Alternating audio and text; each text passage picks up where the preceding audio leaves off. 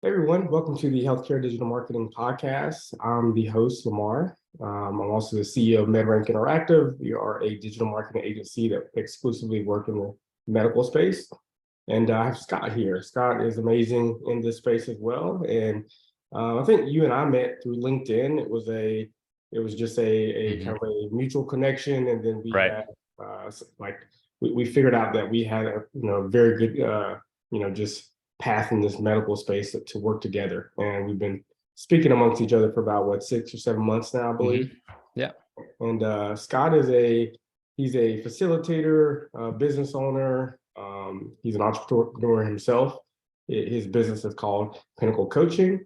Your passion, right, is to help entrepreneurs be successful hmm professionally and personally, right? And you're certified in many different things. I think you have like 6 types of certifications in Working Genius and many other leadership strategies. So don't want to spoil it, but I'd love for you to just give some background knowledge of who you are and where you're from.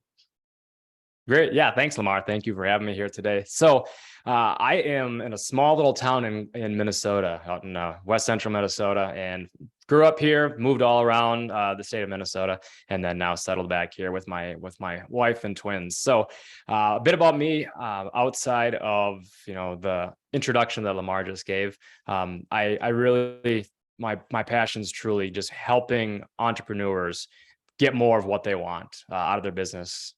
That's really what it is at the end of the day. There's so many different ways that you can get there. The way I've done that in the past is through leveraging a business operating system, right? Just finding out where's the problem that these business owners are running into, and how can I help them out? Maybe if I'm not the one who can help them out, I pass them on to someone else who can. So typically that's really where it starts, is just finding out, hey, they're frustrated, they're stuck. Look at dentists, right? So most dental practice owners are dentists, and most of them had 8 years of school to become a dentist. Yep. And pretty sure it's one course, at least that's what my wife had about 10, 11 years ago when she was going through, had a single course on, hey, here's how to run a practice. So anyone who's listening to this who has ran a practice successfully or not so successfully yet knows that it takes a lot more than that. So at the end of the day, it's people go to school, go get really good at a trait, then they start growing a business, and they're pretty good at the actual work that they do. So they start Right. growing.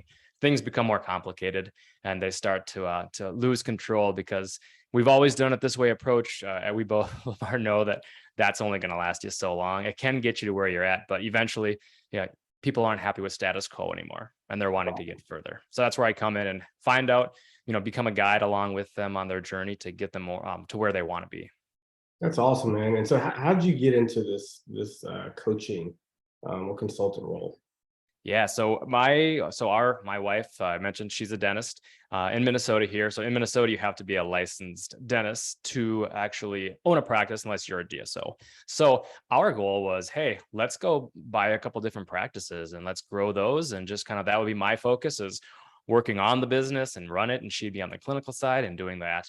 And we ended up moving from a decent sized community to a much smaller town. I'm talking 2,500 people is my town that I live in Wow. right now. So quite rural, right? Right. But ultimately, once we moved, we decided this probably is not going to work so well anymore. We had young kids, raising a family. That's way more important to us than running a bunch of businesses. So what we ended up doing is said, all right, let's pump the brakes on that. Still look for the right opportunity. Then my wife bought into her practice 5 years ago, went from the associate role, where it was just clinical, to, all right, now you're the entrepreneur. Now you're the business owner. Now you're the leader, right? Now you need to make all these big decisions. And it was a really a struggle for her, as I think it is most people when they come in and Yeah. start running any business, right? Dental practice, anything healthcare related, construction, whatever it might be. Because again, things are a lot more complicated when you start peeling back the onion and finding out what's going on. So Right. that's for me where my journey really started. Was I saw the frustration that she was facing when it came to running a business, just not always being on the same page, not having clear accountability, not knowing the direction that you're trying to go. It eats up on people. Oh And yeah. saw firsthand many nights over those first couple months, as she was getting her feet wet with the business owner mentality. So I decided okay, there has got to be a better way to be doing this. It's not just dentists who are struggling with this, right? It's all different people, it's different industries who have to be Right. struggling with something similar. We're not talking a $50 million business here. We're talking something that's no longer mom and pop shop. You've got, whether it's 5 employees or 25 employees, anything along Yeah. those lines. But so what I did is I started just reading. I love to continue to learn and develop myself and my skills for personal and professionally. And I came across a book called Traction. So if Yeah. anyone's familiar with Traction, it's based upon the Entrepreneurial Operating System, or EOS, right? So fast forward, I became an EOS implementer, started helping my wife's practice, and then started helping out other dental practices, started getting some nonprofit work, do work in other industries as well, but really just fell in love with being able to give owners of businesses more control. Yeah. I That's think that's awesome. probably just, I'll let you keep asking away other questions. Otherwise I'll just talk the entire time here, but that's really Yeah. where it started. Was saw firsthand the frustrations and the stress that not having a true, operating system to how to run your business had Yeah. on my wife. Wanted to make a positive impact, not just with her, but knowing that there's others too. So I started from there, and yeah, now fast forward and getting to do a lot more of the work that I love with great people. No, I think that's awesome. And when you think about businesses, right? Like you start the business to create kind of flexibility, impact the communities, and Yep. impact teams that you're working with. But then you become very overwhelmed by the, just growing the business and working in the business. So to your point, you're helping them, work on the business through creating the right systems and processes, and helping their teams to fit where they need to be successful in the in the growth of the business. And so talk to us about, I know you work on many different facets with how to help a business owner. When you think about marketing, right? Like what type of marketing strategies do you recommend when it comes to working with the business owner? Yeah. So marketing, I'm always very transparent as I touch base on marketing, but Yeah. I'm by no means a marketing guru. So I know there's some people who might be listening, questioning, like, what is he talking about? Well, this is based upon, again, a proven process that Yeah. going in and talking through here. So uh, the biggest part with marketing is that you need to make sure that your marketing strategy aligns with your strategy for however you want to be growing and where you want to take your Yeah. practice, right? So if your practice in 5 years, you want to be, let's call it, a, five doctor, 5 providers, right? If that's what you're looking at, and today you're at 2 or 3, your marketing strategy has to not only make sure you're taking into consideration, okay, how do we get more patients to have that demand? But at the same time, what is our strategy to actually get market towards more doctors? Like, are we going to Mhm. be bringing in more, therapists? Are we bringing in more, associates, more partners, more hygienists? What does all of that look like, right? Yeah. So there's twofold, but on marketing, I'll hit on them quick. For me, the most important pieces are, first and foremost, is know what your target audience is, right? And Yeah. that comes down to demographics, geographic, psychographic. Yeah. Basically, who are they? Where do they live? And what do they value? So Yeah. those are the first piece. So once you've got your perfect list with your target audience, then the next piece is making sure that separating yourselves from others, right? Call Yeah. it value proposition, differentiator. What makes you unique, Right. and why should they not go to the dental practice right across the street, or why should they not go to the other business that's in the same building, right?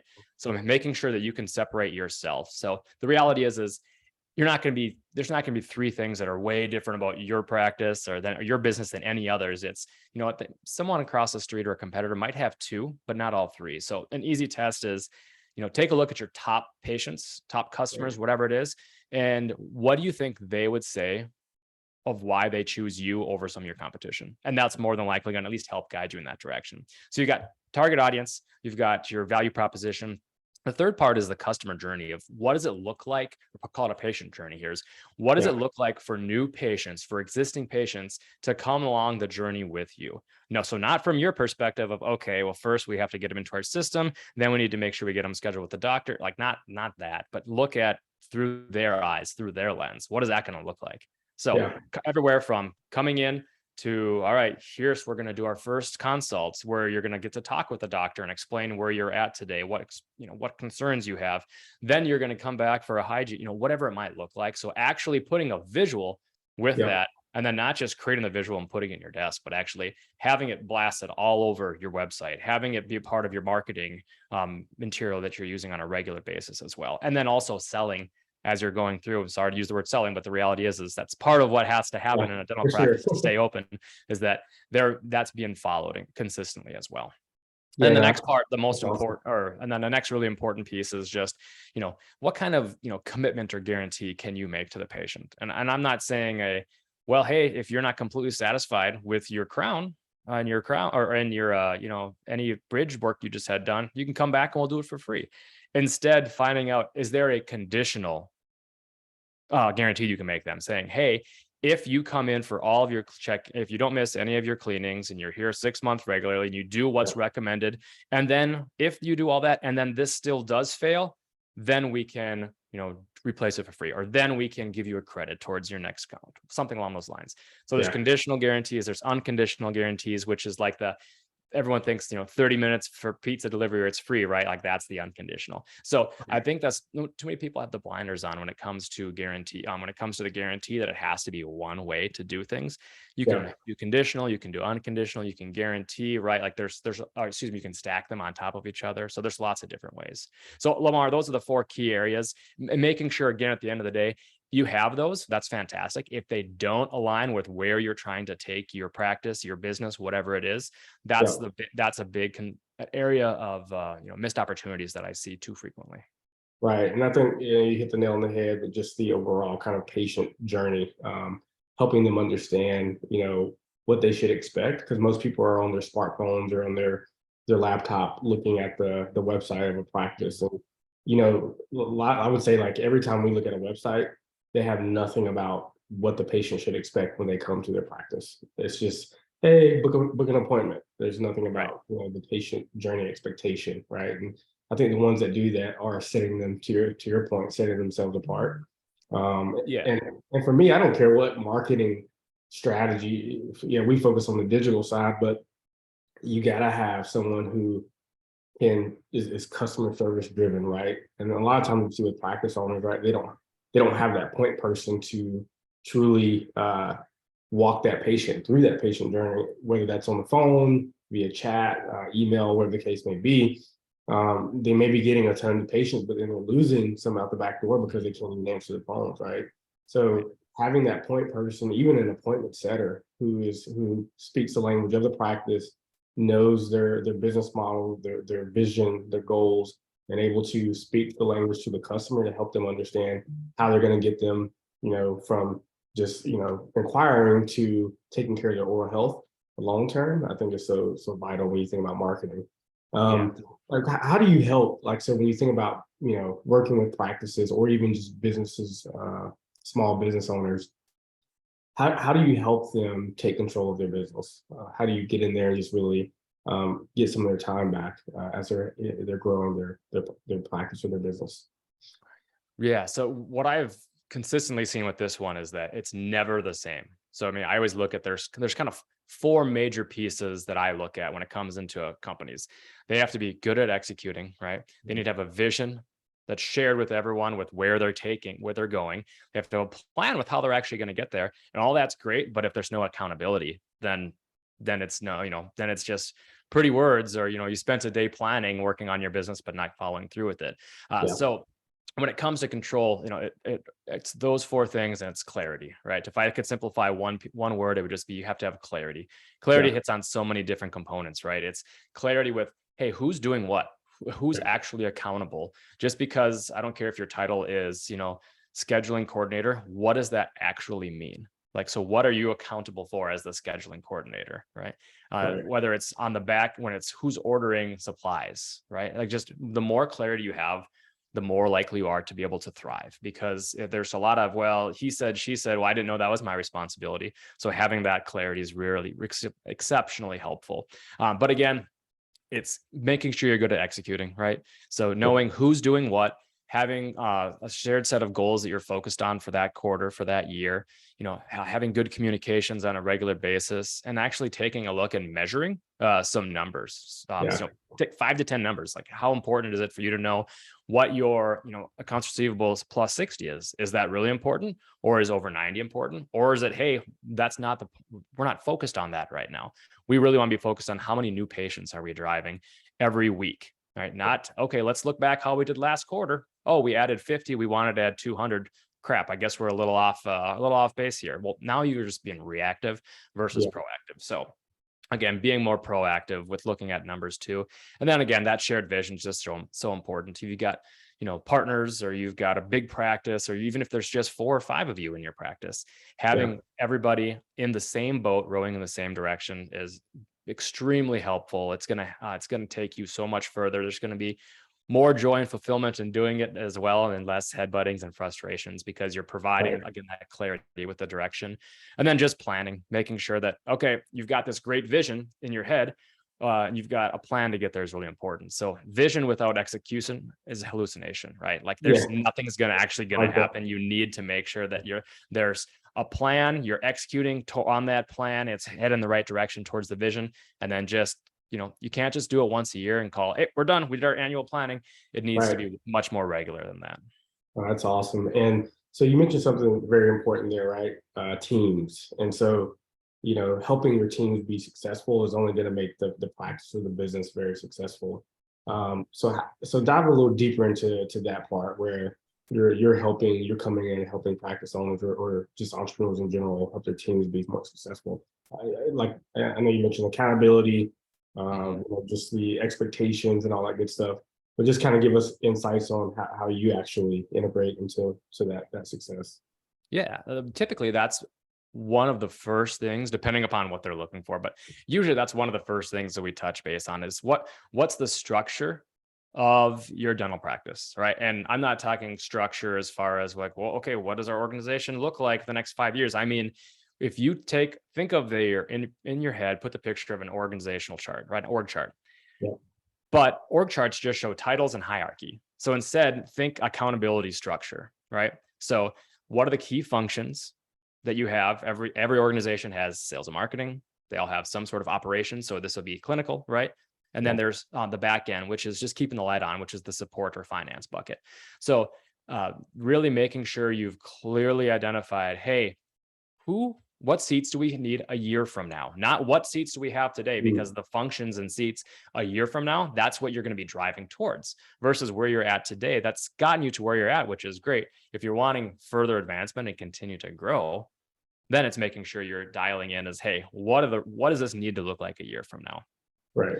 Then from there, it's actually identifying, okay, what's the mission of each of these different areas? Who are they doing and what are they doing? Who are they doing it for? And then assigning what are those 5 or so roles and accountabilities. So for instance, if your support, right, call that, in the dental world called, front desk, back desk, whatever you want to call it. But those are big things, right? Like accounts receivable, accounts payable, finance, right? Budgeting, IT, and that's not saying, hey, this, we use open dental, you need to be the open dental guru. This means, nope, if there's an issue that pops up with open dental and it goes down, or whatever practice software you're using, that person is accountable for making sure that it gets addressed versus, well, that's the practice owner. This is their practice. I mean, the dentist or the doctor, they're the one who needs to be doing that. Again, it comes down to when there's lack of clarity with who's doing what and what the expectations are, then you take a lot longer to make the good progress. So that's really where it starts, Lamar, is having your accountability structure clearly defined with who owns what. Yeah. And from there, it's taking it one step further. And it's a tool that it's called the key result areas. And really what it means is, what does success look like in this role, right? So every team member should have, as I work with them, it's something we roll out as a key result area, KRA. You can Google it. You can find templates. If you got questions, you can email me. I'll send you a template and how to walk through it. It's just fine. But ultimately, it's what does success look like in the role that I'm in right now? Not, well, 4 years from now, this is, where I'll be at. Those are all important pieces to look at too, but we're talking today. So today in the next 6 months, right? So for me to be successful in my role, it has to call out a few things. It's what are those 3 or 4 different key result areas, right? Yeah. What does success look like in each of those areas? And then what activities do you need to focus on to get there? So again, that's identify what's the key result area, Right. what does success look like, and then what are the activities that they should be focusing on to help them get there? Because then at each team member, they're pretty dialed in. So if the hygienist knows that, okay, here's my, I'll make these off the top of my head. So they're probably going to be bad, but here's like one of the areas is that it's most important that you do thorough cleaning and education. Okay. If that's like the number one piece, That's huge. all right. So then what does success look like for that? That could be defined as every patient who comes in goes through a complete history format, and then also make sure that all questions are answered. What activities do you have to go like, right? So boom, boom, boom, you can keep knocking it down. But if that's an area that's most important, and then that's step one is identifying what that is Right. for each team member, right? So it's their direct reports working with each of the individuals to making sure that, all right, now we're on the same page. So Lamar, let's use you and I as an example. If I said, all right, Lamar, I'm expecting you to do these 3 things, and that's what success looks like in your role. And you Yep. came back and said, Scott, I agree with 2 of those, but I actually have this other one and it doesn't align with where you're at. So then we collaborate and we have a conversation. So I'm not thinking, well, hey, I created this key result area for Lamar. Now he's not even doing anything with it right now. So instead, you're making sure you're on the same page and you agree, yep, this is right. Lamar signs his name, but Right. then Lamar and I check in on a regular basis, at least once a month. We said, these are the most important things that you should be doing to be successful in your role. Are you meeting your expectations? Are you exceeding? Are you falling short? So you use that as a coaching opportunity too. Because we talked about, making sure that there's the control that they need to run a practice. And Yeah. if team members either don't know what they're supposed to be doing, what's expected of them, or they're under delivering because again, they were never told this is what they're supposed to be doing.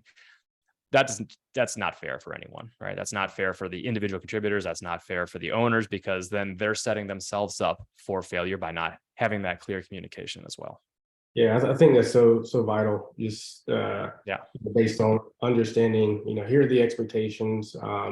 Here's how we're going to measure it, and then I'll realign with those expectations based on what you're experiencing as well. And then I think the coaching piece is so important because I'm sure you'll see sometimes in businesses where they're not doing performance reviews as effectively or as frequently, or they're not doing them at all. So we just Yeah. some businesses are just so they're operating at a high level and they're getting a lot of work, but what happens is they're not really helping their team grow. So I guess in closing, what give us some background on like if someone wanted to reach out to you today, right? And because I think a lot of businesses need what you offer, right? Like they need someone kind of helping them create the systems, the structures, helping them get their control back, hiring, because I know you help with a lot of the hiring aspect as well, but also just helping their teams to create the right expectations to be successful. How can someone contact you or either go through an assessment with you? Just kind of give us some insights on that. Yeah, great. So I'll share what my quick high level customer journey is, right? Since I hit on that from a marketing perspective, first thing I do is, we can reach out either, website is scottgullickson.com. LinkedIn, I'm trying to be semi-active on LinkedIn as well. Otherwise, email is scott@scottgullickson.com. Believe it or not, scottgullickson.com was very inexpensive. Nobody wanted that domain URL, so I saved a ton of money on that one. But really, so what I do is first find out where they're at today. Just kind of do a discovery call to figure out where they're at, what problems are they facing, what situations. And truthfully, if it's something where, hey, I'm just struggling with this area here, there. If I've got a tool or I can talk them through something, I'll say, go try this, implement this, see how that works, then come back, we can circle back. Because one of my core values is to help first. And I truly mean that. So it's seeing if there's just a little issue we can tweak, here, try that and run with it. And sometimes that's all it takes. And sometimes there's more that we got to peel back the onion further.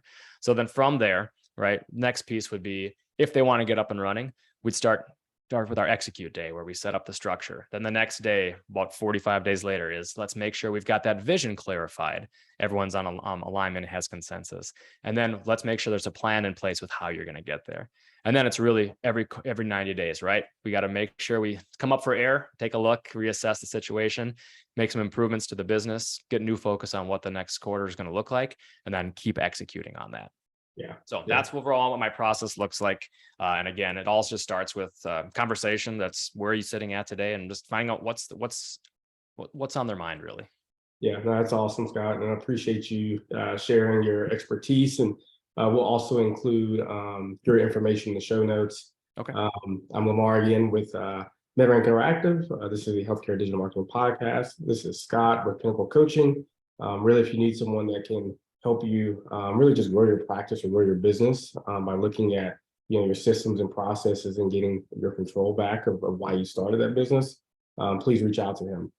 And we'll see you guys next time. Thank you. Thanks, Scott. Thanks, Lamar.